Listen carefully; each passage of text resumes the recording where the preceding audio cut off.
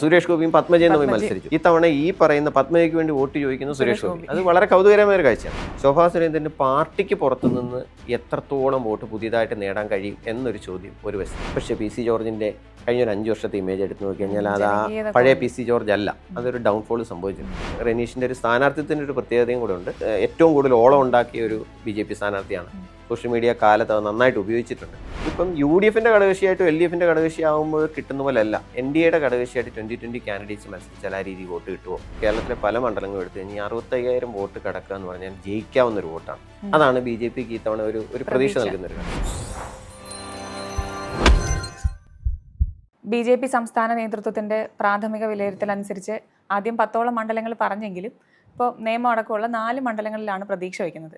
ബാക്കി മണ്ഡലങ്ങളിൽ കൂടിയ സാധ്യത എന്ന് പറഞ്ഞിട്ട് ഒരു 6 മണ്ഡലവും പറയുന്നുണ്ട്. എങ്ങനെയാണ്, അങ്ങനെ ഒരു പ്രതീക്ഷയുണ്ടോ ശരിക്കും? ഈ പറഞ്ഞ പോലെ BJPയെ സംബന്ധിച്ച് സീറ്റ് കിട്ടാം, കിട്ടാതിരിക്കാം, 2 സാധ്യതയും പറയാം. അതിന് കാര്യം BJP ആദ്യം ഒരു മുമ്പത്തെ തെരഞ്ഞെടുപ്പുകളൊക്കെ അപേക്ഷിച്ച് അവർക്ക് ജയസാധ്യതയുള്ള മണ്ഡലങ്ങൾ മാത്രമായി തിരഞ്ഞെടുത്ത് അവിടെ ഫോക്കസ് ചെയ്ത് വർക്ക് ചെയ്യുക എന്നൊരു സ്ട്രാറ്റജിയാണ് അവർ ഇത്തവണ പരീക്ഷിച്ചത്. അതിൽ തന്നെ ആദ്യം തന്നെ ലിസ്റ്റ് ചെയ്ത ഏകദേശം ഒരു 30 മണ്ഡലങ്ങൾ, അതിൽ തന്നെ ഒരു 12-15 A ക്ലാസ് മണ്ഡലങ്ങളാക്കി തിരിച്ച് അവിടെ മാത്രം കോൺസെൻട്രേറ്റ് ചെയ്ത് വർക്ക് ചെയ്യാന്നുള്ളതാണ്. കാരണം ലോക്സഭാ തെരഞ്ഞെടുപ്പൊക്കെ വന്നപ്പോഴത്തേന് ഏകദേശം 11 സീറ്റിൽ ഈ പറഞ്ഞ പോലെ ഗണ്യമായ രീതിയിൽ വോട്ട് വർദ്ധിച്ചൊരു പാർട്ടിയാണ്. നമുക്കറിയാം, ലോക്സഭയിൽ തൃശ്ശൂർ സുരേഷ് ഗോപി ജയിക്കുമ്പോൾ 7-6 നിയമസഭാ മണ്ഡലങ്ങളിലും ഒന്നാമതെത്തിയിരുന്നു.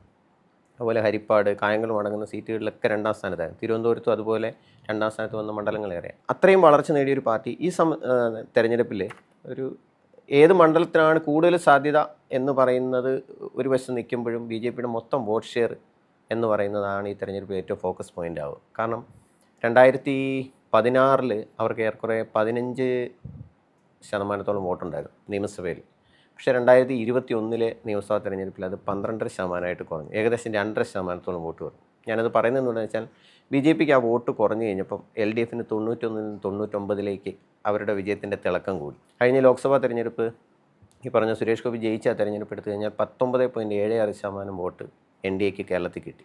അപ്പോഴാണ് LDF സ്ഥാനാർത്ഥികളുടെ നമുക്ക് പല മണ്ഡലങ്ങൾ എടുത്തു കഴിഞ്ഞാൽ ഇപ്പം മലബാർ മാത്രം എടുത്താൽ 6 ലോക്സഭാ മണ്ഡലങ്ങളിൽ 1,00,000 മേളിൽ ഭൂരിപക്ഷം UDF സ്ഥാനാർത്ഥിക്ക് കിട്ടി. തെക്കോട്ടും ഒക്കെ വലിയ രീതിയിൽ UDF വിജയം നേടാനൊരു സാഹചര്യം എന്ന് പറഞ്ഞാൽ LDFൻ്റെ വോട്ടിൽ ഒരു ഗണ്യമായ ഭാഗം ഷിഫ്റ്റ് ചെയ്തു.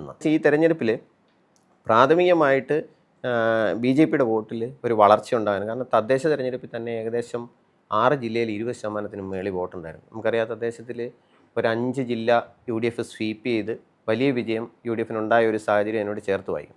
പിന്നെ ഭാഗ്യശ്രീ പറഞ്ഞ് BJPയുടെ ഒരു സാധ്യത ഈ തെരഞ്ഞെടുപ്പിൽ സ്വാഭാവികമായിട്ടും അവരുടെ ഫസ്റ്റ് ചോയ്സ് എന്ന് പറയുന്നത് നിയമം തന്നെ, അതിലൊരു തർക്കമില്ല. കാരണം മുമ്പ് അവർക്ക് അക്കൗണ്ട് ഓപ്പൺ ചെയ്ത് MLA ഉണ്ടായിരുന്ന ഒരു മണ്ഡലമാണ്. കഴിഞ്ഞ തവണ അത് ഒരു 4,000-അടുത്ത് ഭൂരിപക്ഷത്തിന് നഷ്ടപ്പെട്ടു പോയത്. അപ്പോഴും BJP തന്നെയായിരുന്നു 2ാം സ്ഥാനം. നിയമത്തിന് ഇപ്പോഴും നല്ല സാധ്യതയുണ്ട്. കഴിഞ്ഞ തവണ സംഭവിച്ച ഏറ്റവും പ്രധാന ഫാക്ടർ എന്ന് പറഞ്ഞാൽ അവിടെ UDF അതിനും O രാജഗോപാൽ 2016 ജയിക്കുമ്പം UDFന് കേവലം 13,000 വോട്ടായിരുന്നത് 2021 37,000-ഓളം വോട്ടാക്കി UDF സ്ഥാനാർത്ഥി ഏകദേശം 3 ഇരട്ടി വോട്ടായിട്ട് K മുരളീധരൻ ആ വോട്ട് ഷെയർ വർദ്ധിപ്പിച്ചു. അപ്പോൾ എന്ന് വെച്ചാൽ BJPയിലേക്ക് തൊട്ട് മുമ്പത്തെ തെരഞ്ഞെടുപ്പിൽ പോയ UDF വോട്ടുകൾ മുരളീധരൻ തിരിച്ചെത്തിക്കുന്നു. അപ്പോൾ എന്തുവേണ്ടി LDFൻ്റെ ആ വോട്ട് ബാങ്ക് സുരക്ഷിതമാക്കുന്നു. ലാസ്റ്റ് നിമിഷം BJP ജയിക്കരുതെന്ന് വരുന്ന ആ ക്രോസ് വോട്ടിങ് LDFന് അനുകൂലമായി വന്നു. ഏകദേശം 4,000 വോട്ടിന് ജയിച്ചു. ശബരിനാഥൻ അവിടെ സ്ഥാനാർത്ഥിയാണ്. കഴിഞ്ഞ തവണ K മുരളീധരൻ പിടിച്ച വോട്ട് ഏകദേശം അതിനടുത്ത വോട്ട് UDF നിലനിർത്തുകയോ അല്ലെങ്കിൽ അതിൽ കുറച്ചും കൂടെ വോട്ട് കൂട്ടുകയോ ചെയ്തു കഴിഞ്ഞാൽ BJP സംബന്ധിച്ച് വിജയസാധ്യത കുറഞ്ഞു വരും. അതായത് UDFൻ്റെ വോട്ടിൽ ഒരു ഗണ്യമായ ചോർച്ച സംഭവിക്കുകയാണെങ്കിൽ BJPയുടെ സാധ്യത കൂടുകയും ചെയ്യും. അതാണ് അവിടുത്തെ ഈ ക്രോസ് വോട്ടിംഗ് എന്ന് പറയുന്ന ഒരു ഫാക്ടറുള്ള ഒരു മണ്ഡലമാണ്. പിന്നെ ഭാഗ്യശ്രീ പറഞ്ഞ 2ാമത്തെ മണ്ഡലം കഴക്കൂട്ടത്തിന് ഒരു പക്ഷേ കഴിഞ്ഞ തവണത്തേക്കാൾ കൂടുതൽ BJPക്ക് സാധ്യത കൂടിയൊരു മണ്ഡലമാണ്. കാരണം 2016 V മുരളീധരൻ മത്സരിച്ച് 42,000 വോട്ട് കിട്ടിയത് കഴിഞ്ഞ തവണ ശോഭാ സുരേന്ദ്രൻ മത്സരിച്ചപ്പോൾ 40,000 കിട്ടിയിരുന്നത്. അപ്പം V മുരളീധരന് അവിടെ അതിനുശേഷം ലോക്സഭയെ മത്സരിച്ചു. ആറ്റിങ്ങൽ മണ്ഡലത്തിൽ വലിയ രീതിയിൽ വോട്ട് വർദ്ധിപ്പിച്ചു. ആ രീതിയിൽ V മുരളീധരൻ കാലങ്ങളായി വർക്ക് ചെയ്തൊരു മണ്ഡലമാണ് കഴക്കൂട്ടം. പിന്നെ കഴിഞ്ഞ തവണ സംഭവിച്ചതെന്ന് വെച്ചാൽ കടകംപള്ളി സുരേന്ദ്രന് അനുകൂലമായി ഒരു വോട്ട് അവസാന വട്ടത്തെ ഒരു സ്വിച്ച്, കാരണം വെച്ചാൽ മുസ്ലിം വോട്ട് അത്യാവശ്യം ഉള്ള ഒരു മണ്ഡലം. അപ്പോഴാണ് ഈ 20,000 കടന്നുള്ള ഭൂരിപക്ഷം കിട്ടി. ഈ തവണ അതുണ്ടാവില്ല. പിന്നെ കഴിഞ്ഞ തവണ ഈ കഴക്കൂട്ടം മണ്ഡലത്തിൻ്റെ ഒരു പ്രധാന പ്രശ്നം എന്ന് പറഞ്ഞാൽ UDFന് അതിന് മുമ്പത്തെ തെരഞ്ഞെടുപ്പിൽ നിന്ന് ഒറ്റ തിരഞ്ഞെടുപ്പിൽ തന്നെ 5000-ഓളം വോട്ട് കുറഞ്ഞു. അത് ശ്രദ്ധിക്കണം. 5000 വോട്ട് പോകുന്നു. ഈ തവണ അതിൽ നിന്ന് വീണ്ടും ഒരു ചോർച്ച ഉണ്ടായാൽ കഴിഞ്ഞ തവണ കടകംപള്ളിക്ക് കിട്ടിയ ഭൂരിപക്ഷം കിട്ടുകയില്ല. അപ്പം BJPയുടെ വോട്ട് ഷെയർ കൂടുമെന്നുള്ള കാര്യം തർക്കമില്ല. അങ്ങനെ വരുന്നൊരു സാഹചര്യത്തിൽ ഒരു പക്ഷേ വി മുരളീധരനൊരു സാധ്യത കൂടി വരാം. പക്ഷേ അത് പറയുമ്പോൾ പോലും ഈ ലാസ്റ്റ് നിമിഷത്തെ ഈ ക്രോസ് വോട്ടിങ്ങിനുള്ള സാധ്യതയെ ആസ്പദമാക്കിയായിരിക്കും ഈ BJPയുടെ വിജയസാധ്യത. എത്രയൊക്കെ പറഞ്ഞാലും മത്സരം അവസാന ഘട്ടമെത്തിയപ്പോൾ വി മുരളീധരൻ വേഴ്സസ് കടകംപള്ളി സുരേന്ദ്രൻ എന്നതായിരുന്നു അവിടുത്തെ പിക്ചർ. പിന്നെ നമ്മൾ എപ്പോഴും പറയുന്നത് മഞ്ചേശ്വരം കാസർഗോഡ്. ഈ മഞ്ചേശ്വരം ഇന്നല്ല, ഏകദേശം 10-30 വർഷം മുമ്പ് തന്നെ BJP ജയിച്ചേക്കാം എന്നൊരു സാഹചര്യം വരികയും BJP കേരളത്തിലൊരു ഫോഴ്സ് ആകുന്നതിന് മുമ്പും ഏറ്റവും കൂടുതൽ സാധ്യതയുള്ള മണ്ഡലവും മഞ്ചേശ്വരം. അതിൻ്റെ കാര്യം എന്ന് വെച്ചാൽ കാസർഗോഡ് മഞ്ചേശ്വരം കർണാടക ബെൽറ്റിനോട് ചേർന്ന് നിൽക്കുന്ന സ്ഥലം, BJPക്ക് നല്ല വോട്ടുള്ള 2 മണ്ഡലം. പക്ഷേ മഞ്ചേശ്വരത്തിൻ്റെ ഒരു BJPയുടെ ബാക്കി മണ്ഡലങ്ങളെ അപേക്ഷിച്ച് അത്ര സാധ്യത വരാത്തതിൻ്റെ ഒരു കാര്യം എന്ന് വെച്ച് കഴിഞ്ഞാൽ ക്രോസ് വോട്ടിങ് എന്ന് വെച്ചാൽ മുസ്ലിം വോട്ട് അതുപോലെ ഉള്ള ഒരു സ്ഥലമാണ്. ഈ 2 മണ്ഡലങ്ങൾക്ക് ഒരേ സ്വഭാവമാണ്. അവിടെ LDF ആണോ UDF ആണോ വിജയിക്കാൻ സാധ്യത എന്ന് കണ്ടിട്ട് ആ വോട്ടുകൾ ഒന്നാമതെ മറിയുന്നൊരു സാഹചര്യം. പക്ഷേ കഴിഞ്ഞ തവണ ഈ മഞ്ചേശ്വരത്ത് ആദ്യമായിട്ട് BJP സംബന്ധിച്ച് അവർക്ക് 65,000 വോട്ട് കിട്ടി. എന്ന് പറഞ്ഞാൽ ഒരു നിയമസഭാ മണ്ഡലത്തിൽ മഞ്ചേശ്വരം മാറ്റി നിർത്തി കേരളത്തിലെ പല മണ്ഡലങ്ങളും എടുത്തു കഴിഞ്ഞാൽ 65,000 വോട്ട് കിടക്കുക എന്ന് പറഞ്ഞാൽ ജയിക്കാവുന്നൊരു വോട്ടാണ്. അതാണ് BJPക്ക് ഈ തവണ ഒരു പ്രതീക്ഷ നൽകുന്നൊരു ഘടകം. മറുവശത്ത് UDFനെ എന്ന് പറഞ്ഞാൽ അവിടെ സിറ്റിംഗ് MLA AKM അഷ്റഫ് അതിന് മുമ്പത്തെ ഒരു 5 വർഷത്തിന് പോലല്ല. കാരണം AKM അഷ്റഫ് വളരെ ജനകീയനായ ഒരു MLA ആയിട്ട് പേരെടുത്തു. പല ജനകീയ പ്രശ്നങ്ങൾ ഏറ്റെടുക്കുകയും ടോൾ സമരത്തിലായിക്കോട്ടെ ശിരൂരത്തെ പ്രശ്നമൊക്കെ ഉണ്ടായപ്പോഴൊക്കെ MLA എന്നുള്ള നിലയ്ക്ക് പെർഫോം ചെയ്തു. അവിടെ LDFൻ്റെ കാൻഡിഡേറ്റ് KR ജയാനന്ദയാണ്. ജയാനന്ദ ഈ ഭാഷാ ന്യൂനപക്ഷങ്ങൾക്ക് വോട്ടുള്ള ഒരു മേഖലയാണ്. സപ്തഭാഷ ഭൂമി എന്ന് പറയുമ്പോൾ അങ്ങനെ വരുമ്പോൾ എന്താ വെച്ചാൽ ഈ ഭാഷാ ന്യൂനപക്ഷങ്ങൾക്കിടയിൽ സ്വാധീനമുള്ള ഒരാൾ മത്സരിക്കുമ്പോൾ കുറച്ച് വോട്ട് അദ്ദേഹം കൂടുതൽ പിടിക്കാൻ സാധ്യത. ഈ ഭാഷാ ന്യൂനപക്ഷങ്ങളാണ് BJPയുടെ അവിടുത്തെ വോട്ട് ബാങ്ക് എന്ന് പറയുന്നത്. അപ്പം BJPയുടെ ഒരു വോട്ട് ഷെയറിൽ ഒരു കട്ട് ഓഫ് നടക്കാൻ സാധ്യതയുള്ളത് LDFൻ്റെ സ്ഥാനാർത്ഥിയാണ്. അങ്ങനെ വരുന്ന ഒരു സാഹചര്യവും ക്രോസ് വോട്ടിങ്ങോട് വരുമ്പം ഈ പറഞ്ഞ കെ സുരേന്ദ്രൻ അവിടെ ജയിച്ചു കയറാൻ പറ്റുമോ എന്നുള്ളൊരു ഒരു സാധ്യതയ്ക്കൊരു മങ്ങൽ വരുന്നത്. പക്ഷേ അപ്പോഴും 2016 തെരഞ്ഞെടുപ്പിൽ നമുക്കറിയാം കേവലം 89 വോട്ടിന് അടുത്ത് വരെ അത് കേസ് കോടതിയിലേക്ക് എത്തുകയൊക്കെ ചെയ്യുന്നതാണ്. അന്ന് ഈ പറഞ്ഞ സംഭവം എന്ന് വെച്ച് കഴിഞ്ഞാൽ 42,000 വോട്ട് അന്ന് CH കുഞ്ഞമ്പു മഞ്ചേശ്വരം മണ്ഡലത്തിൽ LDFൻ്റെ പിടിച്ചു. കഴിഞ്ഞ തവണ അത് 40,000 കുറഞ്ഞു. VV രമേശ് മത്സരിച്ചു. 2,000 വോട്ട് കുറഞ്ഞു. UDF സ്ഥാനാർത്ഥി ജയിച്ച ആലോചന 800 വോട്ടിനാണ്. അതായത് LDFൻ്റെ വോട്ട് അവിടെ കൂടുന്ന സാഹചര്യം ഉണ്ടായാൽ UDF തോൽക്കാനും BJP ജയിക്കാനുള്ള സാധ്യത. ഇനി മറിച്ച് LDFൻ്റെ വോട്ട് കുറയുകയാണെങ്കിൽ UDF സ്ഥാനാർത്ഥി ജയിക്കാനുള്ള സാധ്യത വളരെ കൂടുതൽ വരും.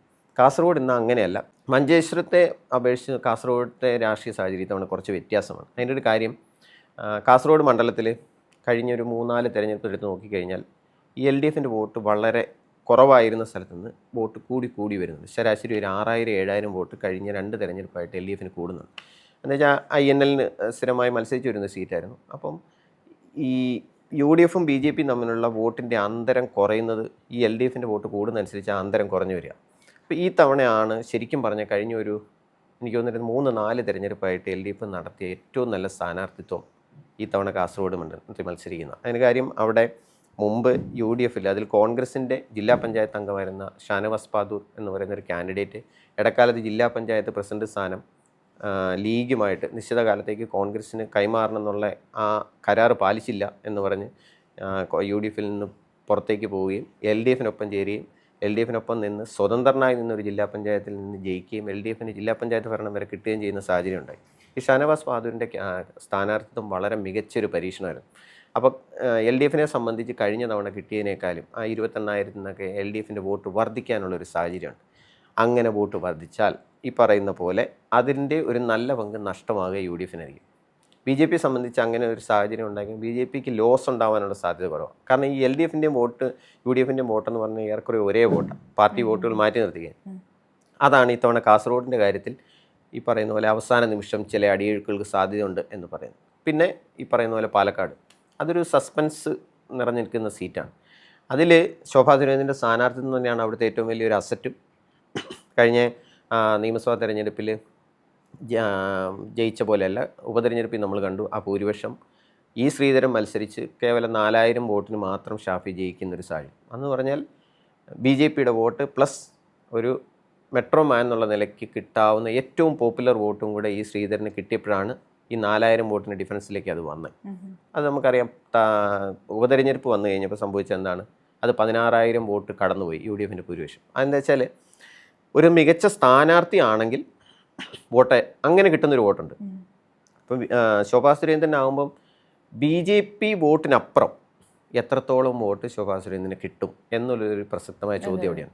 അത് ആണ് ഈ പാലക്കാട് പോലെ സീറ്റിൽ ജയിക്കാനുള്ളൊരു സാഹചര്യം. രണ്ടാമത് ഈ രമേശ് പിഷാരയുടെ ഒരു വരവ് നമ്മൾ തുടക്കത്തിൽ കാണുമ്പോൾ എന്ന് വെച്ചാൽ ഒരു താരം വരുന്നു എന്നതിനപ്പുറം ഒരു പൊളിറ്റിക്കൽ ഫൈറ്റ് നടക്കുന്നിടത്ത് എത്രത്തോളം വോട്ട് നേടാം എന്നുള്ളൊരു ഒരു സാഹചര്യം പലരും പറഞ്ഞു.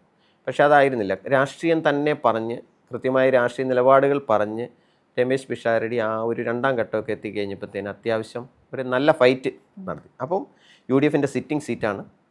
ഈ പറയുന്ന പോലെ LDF ആണെങ്കിൽ കഴിഞ്ഞ ഇപ്പം സരിൻ അവിടെ മത്സരിച്ച് കഴിഞ്ഞാൽ സരിന് നമ്മൾ കണ്ടതാണ് വലിയ രീതിയിൽ വോട്ട് വർദ്ധിപ്പിക്കാൻ കഴിയും. അതുപോലല്ല ഇപ്പം ഒരു CPM കാരനല്ലാതെ ഒരു വ്യവസായി അവിടെ LDF കാൻഡിഡേറ്റായിട്ട് റസാക്ക് മത്സരിക്കാൻ വരുമ്പോൾ കഴിഞ്ഞ തവണ LDFിന് കിട്ടിയ വോട്ട് കിട്ടുമോ? ഏറ്റവും പ്രസക്തമായ ചോദ്യം. പാലക്കാട് നഗരസഭ ബെൽറ്റ് എന്നൊക്കെ പറയുന്ന നല്ല വോട്ടുള്ള സ്ഥലമാണ് BJPക്ക്. അതിന് പുറത്ത് 3 പഞ്ചായത്തുകൾ. അപ്പം ഈ നഗരസഭയ്ക്ക് പുറത്ത് BJPക്ക് വളരെ സ്വാധീനം കുറവാണ്. നഗരസഭയിലാണ് ഏറ്റവും കൂടുതൽ വോട്ടുള്ള സ്ഥലം. അവിടെ BJP ഭരണം നടത്തുമ്പം ഏറെക്കുറെ അടുത്ത സീറ്റ് UDFിനുണ്ട്. അവിടെ LDF മൂന്നാം കക്ഷിയാണ്. പക്ഷേ 2 പഞ്ചായത്തിൽ LDF നല്ല വേരോട്ടമുണ്ട്, കോൺഗ്രസും വേരുണ്ട്. അവിടെ എല്ലാം BJP മൂന്നാം സ്ഥാനത്താണ്. അപ്പോൾ ഈ നഗരസഭയിൽ നിന്ന് വേണം പരമാവധി വോട്ട് നേടാൻ. അപ്പോൾ ഈ ശോഭാ സുരേന്ദ്രൻ്റെ ഒരു എന്താ പറയുക അനുകൂല ഘടകവും പ്രതികൂല ഘടകവും എന്ന് പറയുന്നത് ശോഭാ സുരേന്ദ്രൻ്റെ പാർട്ടിക്ക് പുറത്തുനിന്ന് എത്രത്തോളം വോട്ട് പുതിയതായിട്ട് നേടാൻ കഴിയും എന്നൊരു ചോദ്യം ഒരു വശത്ത്. ഈ LDFിന് കഴിഞ്ഞ തവണ കിട്ടിയ വോട്ട് കിട്ടുമോ? വോട്ട് കുറഞ്ഞു കഴിഞ്ഞാൽ ഈ പറഞ്ഞ ശോഭാ സുരേന്ദ്രൻ്റെ അപ്പുറത്തുള്ള 2 കാൻഡിഡേറ്റ്സ് ഈ പറഞ്ഞ പാർട്ടിക്ക് അപ്പുറം വോട്ട് നേടുന്ന 2 പാർട്ടിക്ക് അത് ഈ വോട്ട് ഇടുമെന്ന് പറഞ്ഞു കഴിഞ്ഞാൽ പല ഘടകങ്ങളാണ് സാധിക്കുക. ഒരാൾക്ക് ഒരു താരപരിവേഷം കൊണ്ട് കിട്ടാമോ? വേറൊരാൾക്ക് ആ ഒരു കമ്മ്യൂണിറ്റിയുടെ വോട്ടോ അല്ലെങ്കിൽ അദ്ദേഹം വളരെ പോപ്പുലറായ ഒരു മനുഷ്യൻ, നമ്മൾ രാഷ്ട്രീയക്കാരനല്ല എന്ന് പറഞ്ഞാൽ ഇലക്ഷൻ്റെ ഒരു അവസാന ഘട്ടം എത്തിക്കഴിഞ്ഞപ്പോഴത്തേന് ഇടപെടൽ കൊണ്ട് ആളുകളുടെ ഇടയിലൊരു നല്ല സ്വാധീനം ഉണ്ടാക്കാൻ കഴിഞ്ഞു. അപ്പോൾ ഈ വോട്ട് എങ്ങനെ എങ്ങോട്ട് സ്വിച്ച് ചെയ്യും? ഇത് മറ്റ് കോൺസ്റ്റിറ്റ്യുവൻസിയിലെ BJPയുടെ പറയുന്ന പോലെ തന്നെ പാലക്കാട് വരുമ്പോഴും ഈ മുസ്ലിം വോട്ട് എന്ന് പറയുന്ന ഒരിടത്തേക്ക് ചുരുങ്ങിപ്പോവാം. അതായത് മുസ്ലിം കാൻഡിഡേറ്റ് ഉണ്ടെങ്കിൽ പോലും അവിടെ ഫൈറ്റ് ആര് തമ്മിലാണ് വരിക? അതിപ്പോൾ രമേശ് പിഷാരടി വേഴ്സസ് ശോഭാ സുരേന്ദ്രന് വരുന്ന ഒരു ഘട്ടം വരാമെങ്കിൽ LDF പ്രതീക്ഷിക്കുന്ന പോലെ ആ മൈനോറിറ്റി വോട്ടുകൾ ഒന്നാകെ രമേശ് പിഷാരടിക്ക് പോവാം. അങ്ങനെ വരുന്നൊരു സാഹചര്യത്തിൽ ശോഭാ സുരേന്ദ്രന് അത് എത്രത്തോളം അത് മറികടക്കാൻ പറ്റുമോ എന്നുള്ളതും. പക്ഷേ UDF ആണെങ്കിലും BJP ആണെങ്കിലും ജയിച്ചാൽ വളരെ ചെറിയ മാർജിൻ മാത്രമേ ഉണ്ടാവുള്ളൂ. ഇവർ തമ്മിൽ രണ്ടിലായിരിക്കും മത്സരം. അതാണ് ഈ പാലക്കാടിൻ്റെ ഒരു സാധ്യത. ഈ മറ്റ് A ക്ലാസ് മണ്ഡലങ്ങൾ നമ്മൾ പറയുമ്പോൾ പോലും BJP സംബന്ധിച്ച് ഈ ചാത്തന്നൂർ മണ്ഡലത്തിന് ഇത്തവണ ഒരുപാട് പ്രതീക്ഷ കൂടുന്ന ഒരു മണ്ഡലം. അതിന് 2-3 കാരണങ്ങളുണ്ട്. ഒന്ന്, 2021 തെരഞ്ഞെടുപ്പ് നമ്മൾ എടുത്തു കഴിഞ്ഞാൽ LDFിന് തൊട്ട് മുമ്പത്തെ തെരഞ്ഞെടുപ്പിനെ അപേക്ഷിച്ച് 34,000-ന് 17,000 ഭൂരിപക്ഷം കുറയുന്നു.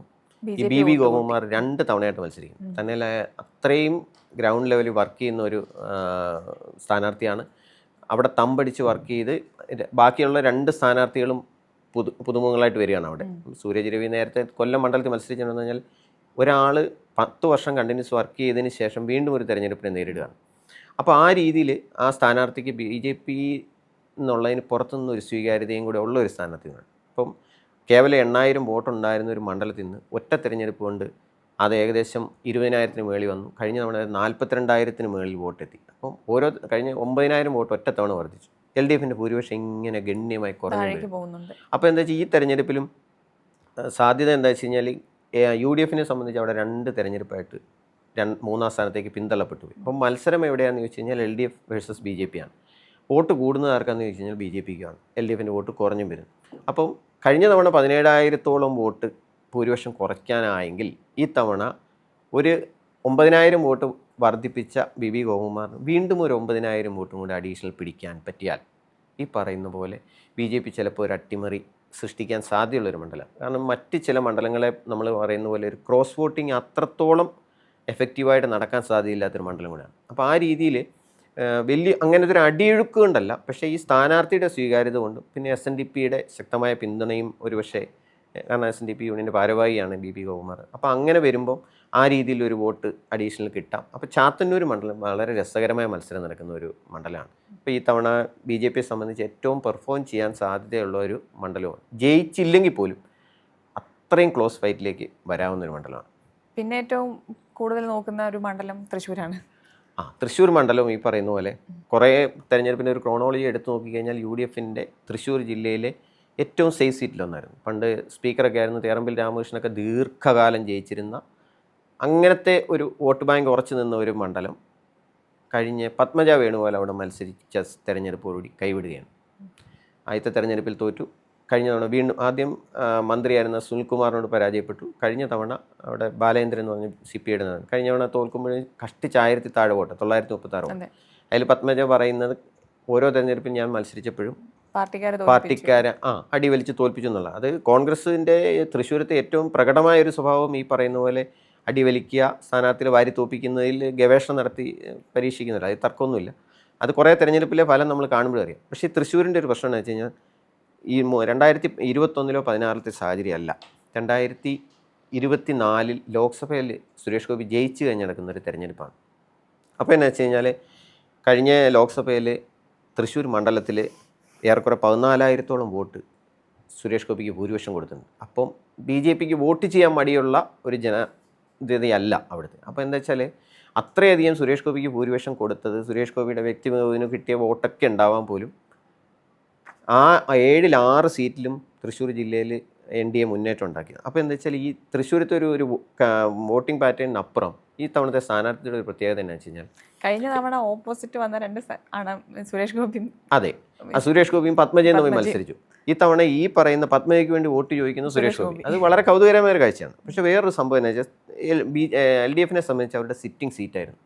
പക്ഷേ LDF ശരിക്കും CPIയുടെ സിറ്റിംഗ് സീറ്റിൽ CPI നടത്തിയ ഒരു പരീക്ഷണം അത്രത്തോളം എഫക്റ്റീവ് ആയോ എന്ന് സംശയം തോന്നിക്കുന്ന ഒരു സ്ഥാനാർത്ഥി. കാരണം ആലങ്കോട് ലീലാകൃഷ്ണൻ എന്ന് പറഞ്ഞു കഴിഞ്ഞാൽ എഴുത്തുകാരനാണ്. ഇങ്ങനത്തെ ഒരു പൊളിറ്റിക്കൽ ഫൈറ്റ് നടക്കുന്നിടത്ത് അങ്ങനത്തെ ഒരു എഴുത്തുകാരൻ വന്നു കഴിഞ്ഞപ്പോൾ നമുക്ക് കേരളത്തിൽ അങ്ങനെ ജയിച്ച ചരിത്രമൊക്കെ ഉണ്ട്. പക്ഷേ ആലങ്കോട് ലീലാകൃഷ്ണൻ ആ രീതിയിൽ വോട്ട് പിടിക്കാൻ പറ്റിയില്ലെങ്കിൽ ഒരു സിറ്റിംഗ് സീറ്റാണ് CPIയുടെ പറ്റിയില്ലെങ്കിൽ സംഭവിക്കുന്നതെന്ന് വെച്ച് കഴിഞ്ഞാൽ ആ ഇലക്ഷൻ അവസാന ഘട്ടം എത്തിയപ്പോൾ അത് പത്മജ വേണുഗോപാൽ വേഴ്സസ് രാജൻ പല്ലൻ എന്ന രീതിയിലേക്ക് ആ ഇലക്ഷൻ മാറിയോ എന്ന് സംശയിക്കുന്ന പലരുമുണ്ട്.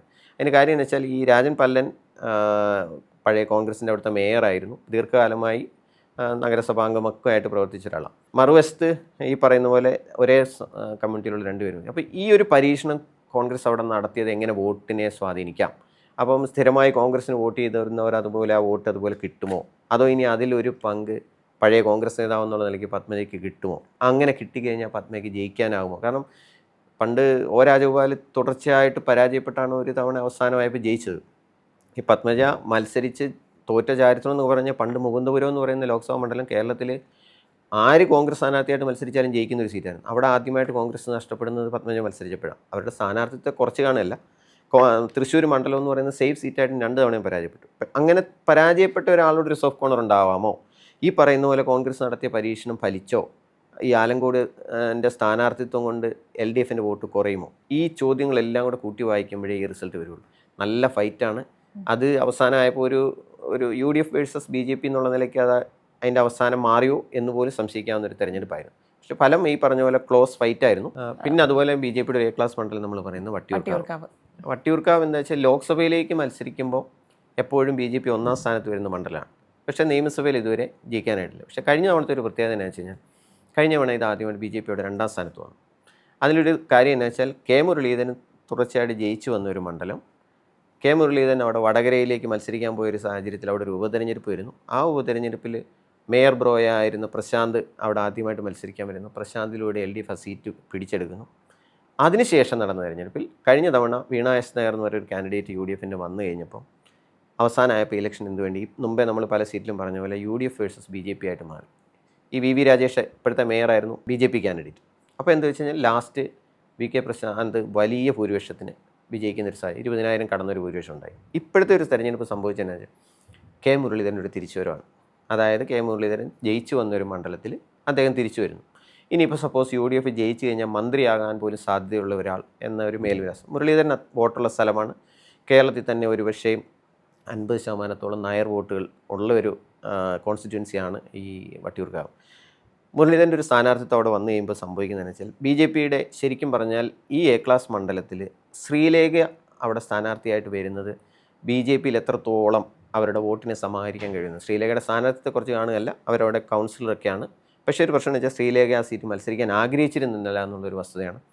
പല ഘട്ടത്തിലും BJP നേതൃത്വവുമായിട്ടൊരു അകൽച്ചയും ഭിന്നതയും അവർ പലപ്പോഴായിട്ട് പ്രകടിപ്പിക്കുകയും ചെയ്യുന്നുണ്ട്. ഏറ്റവും ഒടുവിൽ കേന്ദ്രമന്ത്രി അവരുടെ പേര് പരാമർശിച്ചില്ല എന്ന് പറഞ്ഞാൽ അവരെ വേദിയിൽ നിന്ന് ഇറങ്ങിപ്പോകുന്ന അടക്കം പല കാഴ്ചകളും നമ്മൾ കണ്ടു. അങ്ങനെ ഒരു മെസ്സേജ് പാർട്ടി കേഡർമാർക്കിടയിലേക്ക് പോകുമ്പോൾ ആ BJP വോട്ട് അത്രയും കഴിഞ്ഞവണ 2ാം സ്ഥാനത്ത് വന്ന സാഹചര്യത്തിൽ നിന്ന് ശ്രീലേഖയ്ക്ക് ആ വോട്ട് കിട്ടുമോ എന്നുള്ളൊരു വലിയ ചോദ്യമാണ്. ശ്രീലേഖയ്ക്ക് ഈ വോട്ട് കുറഞ്ഞാൽ, കഴിഞ്ഞ തവണ BJPക്ക് കിട്ടിയിരുന്ന വോട്ട് കുറഞ്ഞാൽ അതിൻ്റെ ബെനിഫിഷ്യറി എന്ന് പറയുന്ന ഒരു സംശയമില്ല മുരളീധരനായിരിക്കും. അപ്പോൾ സംഭവം എന്താ വെച്ചാൽ അവസാനം വന്നപ്പോൾ ആ ഇലക്ഷൻ മുരളീധരൻ വേഴ്സസ് പ്രശാന്ത് എന്ന നിലയ്ക്കായിട്ടുണ്ട്. പ്രശാന്തിന് മേയറായിരുന്നപ്പോൾ ഉണ്ടായിരുന്ന ആ ജനപ്രിയ അല്ലെ ആ ഒരു സ്വീകാര്യത ഇപ്പോൾ ഉണ്ടോ? അദ്ദേഹത്തിൻ്റെ ഈ ഒരു ഉപതെരഞ്ഞെടുപ്പും പ്ലസ് 5 വർഷത്തെ ഭരണവും കൊണ്ട് നടത്തിയ വികസന പ്രവർത്തനങ്ങൾക്കുള്ള ഒരു വോട്ടുണ്ട്. മുരളീധരൻ അവിടെ തിരിച്ചു വരുമ്പോൾ മുരളീധരൻ കിട്ടാവുന്നൊരു വോട്ട്, കാരണം മുരളീധരൻ്റെ ഒരു സ്ഥാനാർത്ഥിത്വം ആ മണ്ഡലത്തിന് വളരെ എഫക്റ്റീവാണ് പല ഘടകങ്ങൾ കൊണ്ടും. അപ്പോൾ മുരളീധരൻ വേഴ്സസ് പ്രശാന്ത് എന്നുള്ള നിലയ്ക്ക് ആ ഇലക്ഷൻ തിരിച്ചു വന്നിട്ടുണ്ട്. നല്ല മത്സരം, ക്ലോസ് ഫൈറ്റ് നടക്കാം. ആര് ജയിച്ചാലും വളരെ നാരോ മാർജിനിൽ അവസാനിക്കാനാണ് സാധ്യത. ഈ കോട്ടയം ബെൽറ്റിലെ ഇപ്പോൾ കാഞ്ഞിരപ്പള്ളി, പാല, പൂഞ്ഞാർ, ഈ 3 മണ്ഡലങ്ങളിൽ പാലായും പൂഞ്ഞാറും ഒക്കെ നമ്മൾ പറയുന്നതെന്ന് വെച്ചാൽ പൂഞ്ഞാർ PC ജോർജിൻ്റെ, പാലായിൽ ഷോണ നിയമസഭയിലേക്ക് മത്സരിക്കുന്ന സാഹചര്യം. ഈ PC ജോർജിൻ്റെ ഒരു സാഹചര്യം എന്ന് വെച്ച് കഴിഞ്ഞാൽ LDFും UDFും അല്ലാതെ ഒറ്റയ്ക്ക് നിന്ന് 27,000 വോട്ടിന് ജയിച്ചൊരു സാഹചര്യമുള്ള ഒരാൾ അതിനുശേഷം തീർത്തും വിവാദപരമായ പരാമർശം നടത്തി അതിൽ തന്നെ ഒരു പ്രത്യേക സമുദായത്തെ തെരഞ്ഞു പിടിച്ച് ആക്രമിക്കുന്ന രീതിയിൽ സംസാരിക്കുകയും തുടർച്ചയായി വിവാദങ്ങൾ സൃഷ്ടിക്കുകയും ചെയ്തപ്പം ആ കമ്മ്യൂണിറ്റിയുടെ ശത്രുത അത്രത്തോളം വാങ്ങി വെച്ചു. അപ്പോൾ കഴിഞ്ഞ തെരഞ്ഞെടുപ്പിൽ സംഭവിച്ചതെന്നു വെച്ച് കഴിഞ്ഞാൽ ആ സമുദായം എന്താ പറയുക, എല്ലാ ശക്തിയും എടുത്ത് ഒരു ഒറ്റ വോട്ട് പോലും മിസ് ചെയ്യാതെ ഒന്നിച്ച് LDF സ്ഥാനാർത്ഥിയിലേക്ക് വോട്ട് ചെയ്യുകയും ഈ PC ജോർജിൻ്റെ തോൽവി ഉറപ്പാക്കുകയും ചെയ്തു. അതിൻ്റെ കാര്യം എന്തുകൊണ്ടാണെന്ന് വെച്ച് കഴിഞ്ഞാൽ അവിടെ UDF നല്ല വോട്ടുള്ള സ്ഥലമാണ്. പക്ഷേ സംഭവിച്ചതെന്നാന്ന് വെച്ചാൽ ആ ഇലക്ഷനിൽ അവസാനം എത്തിക്കഴിഞ്ഞപ്പം LDF സ്ഥാനാർത്ഥി വേഴ്സസ് BJP എന്നായി. ജനപക്ഷമാണ് PC ജോർജ്. അപ്പം ജയിക്കരുതെന്നൊരു സാഹചര്യം വന്നിട്ട് ഈ വോട്ടെല്ലാം കൂടെ ഒരുമിച്ച് ഈരാറ്റുപേട്ട അടങ്ങുന്ന ബെൽറ്റിൽ ഒന്നിച്ച് LDFിലേക്ക് പോയപ്പോഴാണ് LDFിന് ആ വിജയം സമ്മാനിച്ചത്. ഈ തെരഞ്ഞെടുപ്പിലാണ് കഴിഞ്ഞ തവണ 41,000 വോട്ട് PC ജോർജിന് കിട്ടിയിരുന്നു. വ്യക്തിഗതം ഇതുകൊണ്ടും BJP വോട്ടും അല്ലാതെ കിട്ടുന്നതാണ്. പക്ഷേ PC ജോർജിൻ്റെ കഴിഞ്ഞ ഒരു 5 വർഷത്തെ ഇമേജ് എടുത്ത് നോക്കി കഴിഞ്ഞാൽ അത് ആ പഴയ PC ജോർജ് അല്ല, അതൊരു ഡൗൺഫോൾ സംഭവിച്ചിട്ടുണ്ട്. അപ്പോൾ ഈ 41,000-ൽ നിന്ന് PC ജോർജിൻ്റെ വോട്ട് കുറയാനുള്ള എല്ലാ സാധ്യതയുണ്ട്. അങ്ങനെ വരുന്ന ഒരു സാഹചര്യത്തിൽ ആ മത്സരത്തിൽ UDFന് വോട്ട് കൂടിയേക്കാം. അതെങ്ങനെ ആര് ജയിക്കും നമുക്കറിയില്ല. എങ്കിൽ പോലും PC ജോർജ് ജയിക്കാനുള്ള സാധ്യത പൂഞ്ഞാറ് വളരെ കുറവാണ്. അതിൻ്റെ ഒരു പൂഞ്ഞാറിലെയും പാലായും കൂടെ പറഞ്ഞിട്ട് പാലായിൽ മകൻ ഷോൺ ജോർജ് മത്സരിക്കണം. ഈ ഷോണിൻ്റെ സ്ഥാനാർത്ഥി ഇതുപോലെ വലിയ ഓളം ഉണ്ടാക്കി നമ്മൾ ആരും പ്രതീക്ഷിക്കാത്ത രീതിയിൽ എന്താ പറയുക ജനങ്ങൾ പങ്കാളിത്തം ഒക്കെ കാണുകയും ചെയ്തു. പക്ഷേ അതിൻ്റെ PC ജോർജിനേക്കാൾ ഇപ്രാവശ്യം തിളങ്ങി അതെ PC ജോർജിന്, കാരണം വെച്ചാൽ ഈ ഷോൺ PCയെ പോലെ അങ്ങനെ നെഗറ്റീവ് ഇമേജ് ആ രീതിയിലുണ്ടാക്കി നാവ് കൊണ്ട് ഉണ്ടാക്കിയിട്ടില്ലായിരുന്നു. പക്ഷേ സംഭവിച്ചതെന്ന് വെച്ചാൽ ആ ഒരു പീക്കിൽ അങ്ങോട്ട് എത്തിക്കഴിഞ്ഞപ്പോഴാണ് ഈ FCRA വിഷയം വരുന്നത്. FCRA വിഷയം വരുന്നത് വരെ ഉണ്ടായിരുന്ന ഒരു സാഹചര്യമല്ല, പെട്ടെന്ന് അതങ്ങ് മാറി. അതെന്താ വെച്ചാൽ BJPക്ക് ആ സമയത്ത് ആ ബില്ല് ഒരു ചർച്ചയായി വന്നത് വലിയ തിരിച്ചടിയായിരുന്നു. അപ്പോൾ അത് പിന്നീട് ഇലക്ഷൻ കഴിഞ്ഞുള്ള ഷോണിൻ്റെയും PCയുടെയും പ്രസ്താവന കേട്ടാൽ തന്നെ നമുക്കറിയാം. ഷോൺ തന്നെ വളരെ രൂക്ഷമായി പറയുകയും ബിഷപ്പുമാർ പരസ്യമായി UDFന് വോട്ട് ചെയ്യാൻ ആഹ്വാനം ചെയ്തു. ബിഷപ്പുമാർ ഇത് ചെയ്യേണ്ട കാര്യം എന്താണെന്ന് അതിൽ നമ്മൾ വായിച്ചെടുക്കേണ്ട സംഗതി എന്താണെന്ന് വെച്ച് കഴിഞ്ഞാൽ ഷോണിനോ PCക്കോ വോട്ട് ചെയ്യാതെ UDFന് അനുകൂലമായി വോട്ട് ചെയ്യാൻ സഭാ നേതൃത്വം പറഞ്ഞോ പറയാതെയോ ചെയ്തിട്ടുണ്ട് എന്നൊരു മെസ്സേജാണ്. അപ്പോൾ എന്താ വെച്ച് കഴിഞ്ഞാൽ ഈ 2 മണ്ഡലങ്ങളിലും അതിൻ്റെ ഒരു ഗുണഭോക്താവ് ഒരു പരിധിവരെ ബിഷപ്പുമാർ പറഞ്ഞു കഴിഞ്ഞാൽ വോട്ട് കിട്ടുമെന്ന് അറിയില്ല. എങ്കിൽ പോലും അത് UDFന് ഹെൽപ്ഫുള്ളായിട്ട് വരാം. പിന്നെ അതിന് മുമ്പത്തെ തെരഞ്ഞെടുപ്പ് പോലെയല്ല, ജോസ് കെ മാണി ഈ തവണ അരയും തലയും മുക്കിക്കുന്ന തെരഞ്ഞെടുപ്പാണ്. കാരണം ഡു ഓർ ഡൈ ബാറ്റിലാണ് ആ പാർട്ടിയുടെ ചെയർമാൻ എന്നുള്ള നിലയ്ക്ക്. അപ്പം നല്ല മത്സരം പാലായിലുണ്ട്. 10,000 വോട്ട് മാത്രം BJPക്ക് ഉണ്ടായിരുന്ന ഒരു സീറ്റിൽ ഷോൺ മത്സരിക്കുമ്പോൾ വോട്ട് കൂടുമെന്നുള്ള കാര്യം ഉറപ്പാണ്. അത് ആരുടെ വോട്ടിലേക്കാണ് കടന്നു കയറുക. ഒരു പരിധി കൂടുതൽ വോട്ട് ഈ പറയുന്ന പോലെ ഷോൺ അവിടെ നേടിയാൽ ജയിക്കാനുള്ള സാധ്യത കുറവാണ്. നേടിയാൽ ചിലപ്പം ജോസ് കെ മാണിക്ക് ലോട്ടറി അടിക്കാനും അതുവഴി സാധ്യത. അതാണ് അതിൻ്റെ ഒരു സാധ്യത. പിന്നെ കാഞ്ഞിരപ്പള്ളി മണ്ഡലം, നമുക്കറിയാം ഈ തെരഞ്ഞെടുപ്പ് എടുത്തു കഴിഞ്ഞാൽ ഒരു കേന്ദ്രമന്ത്രി നിയമസഭയിലേക്ക് കേരളത്തിൽ മത്സരിക്കുന്ന ഒരു ഒറ്റ സീറ്റ് അതാണ്. അപ്പോൾ ജോർജ് കുര്യൻ അവിടെ മത്സരിക്കുന്നത്. ഈ കാഞ്ഞിരപ്പള്ളി മണ്ഡലത്തിൻ്റെ ഒരു സ്വഭാവം പൊതുവെ അതിൻ്റെ അറിയുന്നു കഴിഞ്ഞാൽ ജോർജ് കുര്യൻ അവിടെ മത്സരിച്ച് കഴിഞ്ഞാൽ ജയിക്കാനുള്ള സാധ്യത വളരെ കുറവാണ്. കോട്ടയംകാരനാണ്, ഒക്കെ ശരിയാണ്. പക്ഷേ ജോർജ് കുര്യൻ്റെ സ്ഥാനാർത്ഥിത്വം കൊണ്ട് വോട്ട് കൂടുതൽ നേടാൻ പറ്റുന്നൊരു മണ്ഡലമാണോ എന്നുള്ളൊരു ചോദ്യം പ്രസക്തമാണ്. അതിൻ്റെ കാര്യം എന്ന് വെച്ചാൽ ഈ കഴിഞ്ഞ തവണ അൽഫോൺസ് കണ്ണന്താനം അവിടെ മത്സരിക്കാൻ വന്നു. അൽഫോൺസ് കണ്ണന്താനത്തിന് ആ തെരഞ്ഞെടുപ്പിൽ കിട്ടിയതിൻ്റെ വോട്ടിനെ സംബന്ധിച്ച് നമ്മൾ നോക്കിക്കഴിഞ്ഞാൽ അതിന് മുമ്പത്തെ തെരഞ്ഞെടുപ്പിൽ ഏകദേശം 30,000-ഓളം വോട്ടുണ്ടായിരുന്നത് അൽഫോൺസ് കണ്ണന്താനം വന്ന് മത്സരിച്ച് കുറഞ്ഞു. വോട്ട് വർദ്ധിക്കും എന്ന് പ്രതീക്ഷിച്ചൊരു സാഹചര്യത്തിൽ കുറയാൻ. അപ്പോൾ എന്താ വെച്ചാൽ സംഭവം ഈ തെരഞ്ഞെടുപ്പിൽ ഈ പറഞ്ഞ പോലെ ജോർജ് കുര്യൻ അതിനൊരു മണ്ഡലത്തിൻ്റെ ഒരു പ്രത്യേകത എന്നാന്ന് വെച്ച് കഴിഞ്ഞാൽ അവിടെ എൻ ജയരാജൻ എന്ന് പറഞ്ഞാൽ വളരെ സൗമ്യനായ അങ്ങനെ വലിയ നെഗറ്റീവ്സ് ഒന്നും പറയാനില്ലാതെ വർക്ക് ചെയ്ത ഒരു MLA, നാരായണക്കുറുപ്പ് മുൻ മന്ത്രി MLA ആയിരുന്നു, നാരായണക്കുറുപ്പിൻ്റെ മകൻ എന്നുള്ള നിലയ്ക്ക് നല്ല മേൽവിലാസം ഉണ്ടാക്കിയിരിക്കുന്ന ഒരു MLA മത്സരിക്കുന്ന ഒരു സ്ഥലത്ത് ജോർജ് കുര്യൻ്റെ ഒരു സ്ഥാനാർത്ഥം വന്നു തരികയും മറുവശത്ത് UDFൻ്റെ കാൻഡിഡേറ്റും, ഞാനത് പറയാൻ കാര്യം എന്ന് വെച്ചാൽ ഒരേ സമുദായത്തിൽ നിന്നാണ് ഈ BJPയുടെ കാൻഡിഡേറ്റും UDFൻ്റെ കാൻഡിഡേറ്റും. അപ്പോൾ അങ്ങനെ വരുമ്പോൾ ആ രീതിയിൽ ജോർജ് കുര്യൻ്റെ അതായത് ഒരു BJPക്ക് വോട്ട് ഗണ്യമായി വർദ്ധിപ്പിക്കാൻ പറ്റുന്നൊരു സീറ്റ് ആയിട്ട് കാഞ്ഞിരപ്പള്ളി തോന്നില്ല. കാരണം അവിടെ മത്സരിച്ച് ജയിക്കാനുള്ള സാഹചര്യം വളരെ കുറവാണ്. LDFനെ സംബന്ധിച്ച് LDFൻ്റെ സാധ്യത കൂട്ടുന്ന ഒരു മണ്ഡലവും കാഞ്ഞിരപ്പള്ളിയാണ്. അവിടുത്തെ ആ ഒരു കോൺസ്റ്റിറ്റ്യുവൻസിയുടെ ഒരു പ്രത്യേകത ഉണ്ട്. BJPയുടെ പിന്നെ അവർ ഒരു പ്രതീക്ഷ കൽപ്പിക്കുന്ന ഒരു 2-3 മണ്ഡലങ്ങൾ വന്നു, കോഴിക്കോട് നോർത്ത്, സൗത്ത്, അതേപോലെ മലമ്പുഴ. നമ്മൾ മുമ്പ് ചാത്തന്നൂർ പറഞ്ഞ പോലെ LDFൻ്റെ ഒരു നെടും കോട്ടയാണ്. VS ജയിച്ചു വന്ന സീറ്റാണ്. CPM സ്ഥാനാർത്ഥി മാത്രം ജയിക്കുന്നതാണ്. പക്ഷേ ഈ മലമ്പുഴയിലെയും സാഹചര്യവും ചാത്തന്നൂരിൻ്റെ ആയിട്ട് കൂട്ടിക്കെട്ടി ഞാൻ പറയുന്നത് എന്താ വെച്ചാൽ മലമ്പുഴ പോലെ BJP ജയിക്കുമെന്നല്ല, പക്ഷേ UDF സ്ഥാനാർത്ഥി തുടർച്ചയായി 3ാം സ്ഥാനത്താകുകയും BJP രണ്ടാമതെത്തുകയും വോട്ടുകൾ വർദ്ധിച്ചു വരികയും ചെയ്യുന്നൊരു സീറ്റാണ്. ആ രീതിയിൽ BJPയുടെ ഒരു സാധ്യതകൾ വർദ്ധിക്കുന്ന മണ്ഡലങ്ങളുള്ളതായിട്ടാണ് മലമ്പുഴ. അവിടെ പഴയ BJPയുടെ ജില്ലാ പ്രസിഡൻ്റായ C കൃഷ്ണകുമാർ കഴിഞ്ഞ തവണ മത്സരിച്ച് വോട്ട് വലിയ രീതിയിൽ വർദ്ധിച്ചു. വളരെ പോപ്പുലറായ ഒരു കാൻഡിഡേറ്റാണ്. LDFനെ സംബന്ധിച്ച് ഈ UDFൻ്റെ ഇതിന് മുമ്പത്തെ തെരഞ്ഞെടുപ്പിലൊക്കെ മത്സരിച്ചതിനെ അപേക്ഷിച്ച് ഇത്തവണ പഴയ BSൻ്റെ ശിഷ്യനായ സന്തത സഹചാരിയായ സുരേഷാണ് അവിടെ മത്സരിക്കുന്നത്. അപ്പോൾ ഈ സുരേഷിൻ്റെ സ്ഥാനാർത്ഥിത്വത്തിന് എത്രത്തോളം വോട്ട് നേടാനാകും? ഇപ്പം ഒരു പഴയ CPM സഹയാത്രി എന്നുള്ള നിലയ്ക്ക് CPMകാരെന്നുള്ള നിലയ്ക്ക് LDFിൽ നിന്നൊരു പങ്ക് വോട്ട് നേടാൻ അദ്ദേഹത്തിന് കഴിയുമോ? അങ്ങനെ വന്നു കഴിഞ്ഞാൽ BJPയുടെ വോട്ട് കൂടിക്കഴിഞ്ഞാൽ എന്താകും? പക്ഷേ നല്ല മാർജിനിൽ LDF ജയിക്കുന്നതാണ്. ഭൂരിപക്ഷം കഴിഞ്ഞ തവണ കുറഞ്ഞിട്ടുണ്ട്. അത് BJPയെ സംബന്ധിച്ച് വിജയത്തിലേക്ക് എത്തിക്കാൻ അത്ര എളുപ്പമൊന്നുമല്ല. പക്ഷേ നല്ല മത്സരം BJPക്ക് കാഴ്ചവെക്കാൻ പറ്റുന്നൊരു മണ്ഡലമാണ്. പിന്നെ കോഴിക്കോടത്തെ 2 മണ്ഡലം ഈ തെരഞ്ഞെടുപ്പിൽ ഒരു സ്ഥാനാർത്ഥിത്വത്തിൻ്റെ ഒരു മികവ് കൊണ്ടും എല്ലാ അർത്ഥത്തിലും ഏറ്റവും കൂടുതൽ ഓളമുണ്ടാക്കിയൊരു മണ്ഡലം കോഴിക്കോട് സൗത്താണ്. അത് അവിടുത്തെ കോർപ്പറേഷൻ കൗൺസിലർ റെനീഷിൻ്റെ ഒരു സ്ഥാനാർത്ഥി.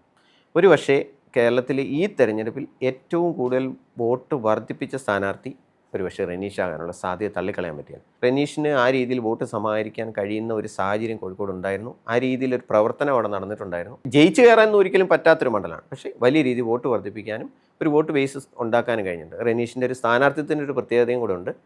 ചെറുപ്പക്കാരനാണ്. ആ രീതിയിൽ എന്താ പറയുക, ജനങ്ങളോട് വളരെ മിങ്കിൾ ചെയ്യുന്നതിലും ജനങ്ങളുടെ ഒരു പെട്ടെന്ന് അവരോട് സോഷ്യൽ മീഡിയയിൽ സോഷ്യൽ മീഡിയ അതൊന്നും പറയാൻ മറന്നുപോയി. സോഷ്യൽ മീഡിയയിൽ ആ രീതിയിൽ ഏറ്റവും കൂടുതൽ ഓളം ഉണ്ടാക്കിയ ഒരു BJP സ്ഥാനാർത്ഥിയാണ്.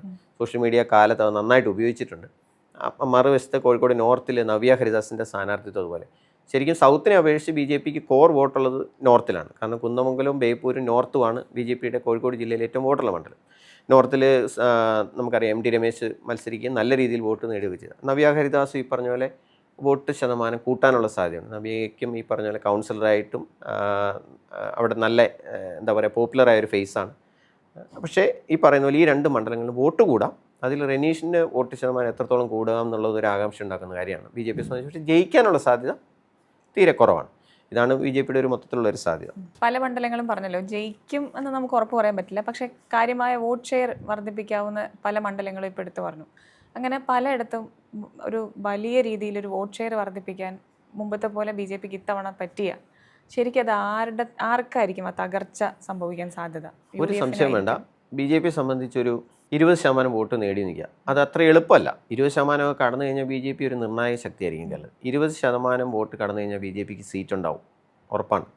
അങ്ങനെ വരുന്നൊരു സാഹചര്യത്തിൽ അതിൻ്റെ നിലവിലുള്ള ഒരു പൊളിറ്റിക്കൽ സാഹചര്യത്തിൽ അതിൻ്റെ തിരിച്ചടി LDFിനാകാനുള്ള സാധ്യതയുണ്ട്. കാരണം അത് കഴിഞ്ഞ ലോക്സഭാ തെരഞ്ഞെടുപ്പിലാണ് കേരളത്തിൽ ഏറ്റവും കൂടുതൽ CPMൻ്റെ വോട്ട് ബാങ്കിൽ നിന്ന് ഏറ്റവും ഉറപ്പിക്കാവുന്ന ഈഴവ വോട്ട് ബാങ്കിൽ നിന്ന് വലിയൊരു ഷിഫ്റ്റ് BJPയിലേക്ക് കണ്ട തെരഞ്ഞെടുപ്പായിരുന്നു ലോക്സഭാ തെരഞ്ഞെടുപ്പ്. അതുവരെ ഉണ്ടാകാത്തൊരു കാഴ്ചയായിരുന്നു.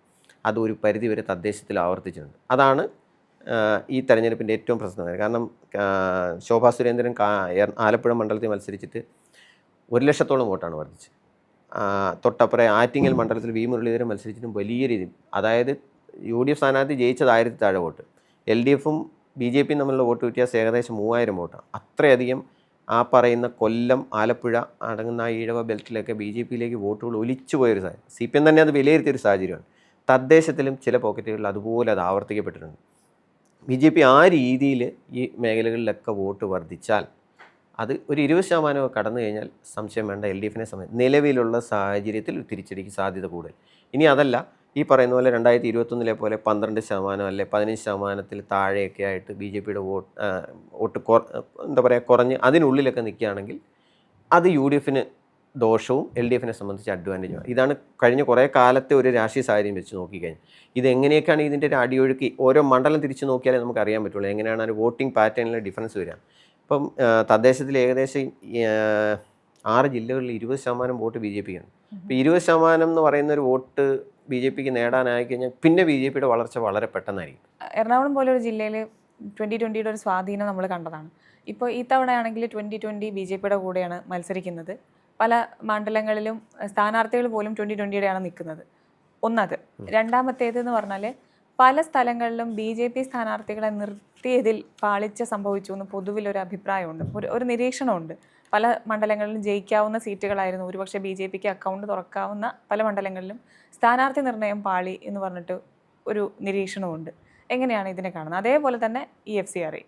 ഈ രണ്ടും BJP സംബന്ധിച്ച് ഒരു വശത്ത് വളരെ പോസിറ്റീവായിരുന്ന ഒരു സാഹചര്യത്തിൽ BJPയുടെ കയ്യിൽ നിന്ന് അവരുടെ ഒരു സ്ട്രാറ്റജിയിൽ വന്ന ഒരു പിഴവായിട്ട് വേണമെങ്കിൽ വിലയിരുത്താവുന്നതാണ്. ഇപ്പോൾ പറഞ്ഞ ഈ 2020ക്ക് 19 സീറ്റാണ് മത്സരിക്കാൻ BJP കൊടുത്തത്. അപ്പോൾ എന്ന് വെച്ചാൽ അതിൽ 19 സീറ്റ് മത്സരിക്കുന്നുണ്ട്. ഇപ്പോൾ എറണാകുളം ജില്ലയിൽ സീറ്റ് കൊടുത്താൽ നമുക്ക് മനസ്സിലാക്കാം. കാരണം 2020 ഉണ്ടായതും അവരെ ഭരിക്കുന്ന 3-4 പഞ്ചായത്തുകൾ ഉള്ള ഒരു സ്ഥലമാണ്. അതിൽ തന്നെ കുന്നത്തനാട് മണ്ഡലത്തിൽ കഴിഞ്ഞ തവണ 42,000-ഓളം വോട്ട് ഒരു നിയമസഭാ മണ്ഡലത്തിൽ 2020 പിടിക്കുകയും ചെയ്തൊരു സാഹചര്യമുണ്ട്. എറണാകുളം ജില്ലയിൽ വോട്ടുണ്ട്, ശരിയാണ്. പക്ഷേ ഈ പറയുന്ന പോലെ അത് ശരിക്കും പറഞ്ഞാൽ ഒരു കോൺഗ്രസ് വോട്ട് ബാങ്കിൽ നിന്ന് പിന്നിച്ച് നിൽക്കുന്ന ഒരു പാർട്ടിയായിട്ട് വേണമെങ്കിൽ 2020 പറയാം. ആ രീതിയിൽ ഒരു ക്രിസ്ത്യൻ ബെൽറ്റിൽ UDF സ്വഭാവമുള്ള വോട്ടുകളിൽ കടന്നു കയറി പല പഞ്ചായത്തുകൾ പിടിക്കുകയും ഒക്കെ ചെയ്തൊരു പാർട്ടിയാണ്. പക്ഷേ ഈ 2020ക്ക് കൊച്ചി മണ്ഡലം എടുത്തു 10,000, അല്ലെങ്കിൽ പെരുമ്പാവൂരോ എറണാകുളത്തെ മണ്ഡലങ്ങളെല്ലാം എടുത്താലും ശരാശരി 10,000-ഓളം വോട്ട് 2020ക്ക് കിട്ടിയൊരു സ്ഥലമാണ്. പക്ഷേ ഇവരൊരു BJPയുടെ ഘടകകക്ഷിയായിട്ട് NDA ലേവലിൽ മത്സരിക്കുമ്പോൾ ഈ വോട്ട് അതുപോലെ കിട്ടുമോ എന്നുള്ളൊരു ചോദ്യം വളരെ പ്രസക്തമാണ്. ഘടകകക്ഷിയായി ഇതിപ്പം UDFൻ്റെ ഘടകകക്ഷിയായിട്ടോ LDFൻ്റെ ഘടകകക്ഷി ആകുമ്പോൾ കിട്ടുന്ന പോലെയല്ല, NDAയുടെ ഘടകകക്ഷിയായിട്ട് 2020 കാൻഡിഡേറ്റ്സ് മത്സരിച്ചാൽ ആ രീതി വോട്ട് കിട്ടുമോ. ഇനി മറിച്ച് 2020യുടെ ഈ സ്ഥാനാർത്ഥികൾക്ക് ഇപ്പം സപ്പോസ് തൃപ്പൂണിത്തുറ അതുപോലെ തന്നെ കൊടുങ്ങല്ലൂർ, ഈ രണ്ട് സ്ഥലത്തുള്ള പ്രത്യേകത എന്ന് വെച്ച് കഴിഞ്ഞാൽ ഒരു നഗരസഭ BJP ഭരിക്കുന്ന സ്ഥലം, മറുവശത്ത് അതുപോലെ അത്രയും നഗരസഭ വോട്ടുള്ള സ്ഥലം. ഇങ്ങനത്തെ BJP സംബന്ധിച്ച് സമീപകാലത്ത് വളരെ മുന്നേറ്റം നടത്തിയ ഒരു സാഹചര്യത്തിൽ 2020ക്ക് ആ സീറ്റ് കൊടുത്തു കഴിഞ്ഞാൽ BJPയുടെ കോർ വോട്ടുകൾ അതിൽ വീഴുവോ, ഇല്ലെങ്കിൽ ഇതിൻ്റെ ദോഷം എങ്ങനെ? അത് കാരണം വെച്ചാൽ BJP എപ്പോഴും ഒരു സീറ്റിൽ വോട്ട് വർദ്ധിപ്പിക്കുകയും അത് ജയത്തിലോട്ട് എത്തുമ്പോഴാണ് ആ പാർട്ടിക്ക് കൂടുതൽ ആ സ്റ്റേറ്റിൽ കൂടുതൽ പെർഫോം ചെയ്യുക. ഇപ്പോൾ കൊടുങ്ങല്ലൂർ പോലൊരു മണ്ഡലം, അവിടെ ഒരു ക്രിസ്ത്യൻ കാൻഡിഡേറ്റ് 2020യുടെ ലെവലിൽ മത്സരിക്കുമ്പോൾ BJP സംബന്ധിച്ച് അത്ര വലിയൊരു പോരാട്ടം നടത്താവുന്ന ഒരു മണ്ഡലത്തിൽ ആ വോട്ട് എവിടെ പോകുന്നുള്ള വലിയ ചോദ്യമാണ്. അതുപോലെ തന്നെയാണ് തൃപ്പൂണിത്തുറയിലും ഒരു നടി കൂടിയായ അഞ്ജലി അവിടെ മത്സരിക്കും. ആദ്യഘട്ടത്തിൽ BJPയുടെ കോർ എന്താ പറയുക പ്രവർത്തകർ പോലും സജീവമായിരുന്നില്ല. പക്ഷേ നേതൃത്വം ഇടപെട്ട് അവസാനമായപ്പോൾ അവർ നന്നായിട്ട് വർക്ക് ചെയ്തു കേട്ടോ. അത് വേറെ ഉണ്ട്. ഇപ്പോൾ ഈ തൃപ്പൂണിത്തുറ മണ്ഡലത്തിൽ സ്ഥാനാർത്ഥിയായി വന്നതിന് ശേഷം അവസാനമൊക്കെ ആയപ്പോഴത്തേന് അവർ വലിയ ഓളം ഉണ്ടാക്കി ജനങ്ങളുടെ പ്രശ്നങ്ങൾ ഏറ്റെടുക്കുകയും ചർച്ച ചെയ്യുകയും ഒക്കെ ചെയ്യുന്നു. പക്ഷേ BJPയുടെ ആ വോട്ടുകൾ അതുപോലെ കിട്ടുമോ എന്നുള്ളൊരു ചോദ്യമുണ്ട് ഈ രണ്ട് സീറ്റിൽ. അത് 2020യുടെ പല കോൺസ്റ്റിറ്റ്യുവൻസിലും സംഭവിക്കാം.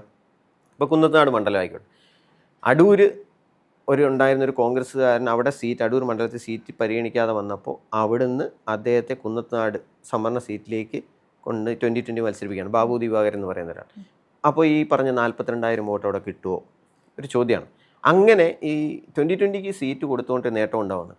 രണ്ടാമത്തെ ചോദ്യം എന്ന് പറഞ്ഞാൽ FCRA വരുന്നതും കഴിഞ്ഞ വർഷം ഉണ്ടായ രണ്ട് സാഹചര്യം BJPയെ സംബന്ധിച്ച് സമീപകാലത്ത് ക്രിസ്ത്യൻ ഔട്ട്റീച്ചുമായി BJP ഏറ്റവും കൂടുതൽ, കാരണം ആ ഹിന്ദു കമ്മ്യൂണിറ്റിക്ക് പുറത്തുനിന്ന് വോട്ട് കിട്ടിയാലേ കേരളത്തിലൊരു വലിയ മുന്നേറ്റം ഉണ്ടാക്കാൻ കഴിയുമെന്നുള്ള വിലയിരുത്തിൻ്റെ അടിസ്ഥാനത്തിലാണ് അവർ ഈ ക്രിസ്ത്യൻ ഔട്ട്റീച്ച് മുന്നോട്ട് വെച്ചത്.